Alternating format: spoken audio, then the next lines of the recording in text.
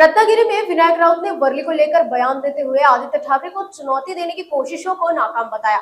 साथ ही महिला विधेयक पर उन्होंने सरकार पर आरोप लगाया कि ये राजनीतिक स्वार्थ और पुनर्वचना का षड्यंत्र है।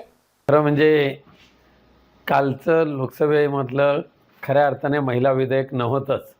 महिलांच्या नावावर यांना पूर्णपणे ह्या देशाची राजनीती किंवा देशाचे लोकसभेचे मतदारसंघ आपल्याला पूरक कसे ठरतील भारतीय जनता पक्षाला या दृष्टीने तयार केलेलं ते एक षड्यंत्र होतं आणि महिला विधेयकाच्या आडून त्यांना त्यांचा स्वतःचा पक्षीय अजेंडा हा मतदारसंघाच्या पुनर्रचनेचा जो आहे तो राबवायचा होता। म्हणून महिला विधेयक जर स्वतंत्र जर मांडलं असतं पुनश्च एकदा खरं म्हणजे स्वतंत्र मांडण्याची गरजच नव्हती। एकदा 2023ला महिला विधेयक मंजूर झालं असताना त्याला आता पुन्हा एकदा महिला विधेयक मांडायची गरजच काय होती।